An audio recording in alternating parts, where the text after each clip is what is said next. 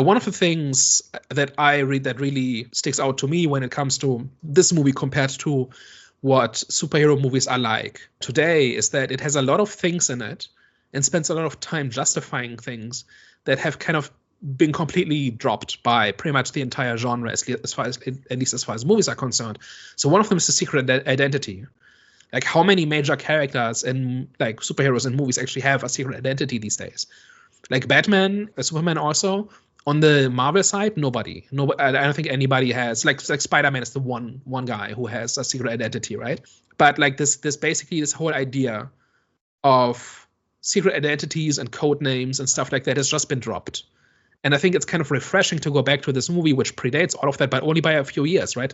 Iron Man comes out 3 years after this, and it just does the secret identity. Like there's a cave under Wayne Manor, and you can access it by playing the right notes on the piano, and then a bookshelf opens, and then there's like this elevator that goes down into the Batcave. It's completely ridiculous. It's very comic book, and this movie just makes us believe in the Batcave, right? And then there's the themed gimmicks, like why are his throwing stars shaped like bats?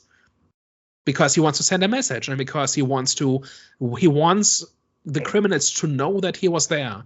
It's not simply about getting the job done. It's about sending a message and scaring the right people. And then he's got a hideout, which is like, it's a little bit justified where he said the Waynes were kind of part of the Underground Railroad back in the Civil War, and that's why these structures exist. But ultimately, it's a cave. It's the Batcave, right? And what modern superheroes have a hideout? On that last one, I don't think superheroes have necessarily a hideout, but they all kind of have some type of like base of operations kind of thing. Like, I mean, we saw it in the recent Captain America movie where I don't know where like the Falcon that's just was a place. like working out. It's just, to me, it's not like a super. To be honest, it's not.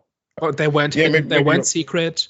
Right, this entire thing of the double, like anything that ties into the double identity and into keeping things hidden, is very rare. Like, I think off the top of my head, Spider-Man's the only one who does it in the MCU.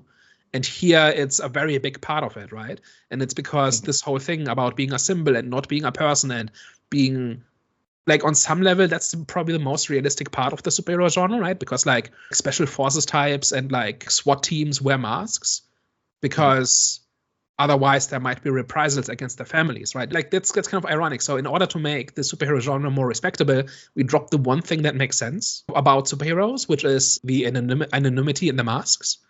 And also, like, code names that used to be hokey, but today people go by their screen names, right?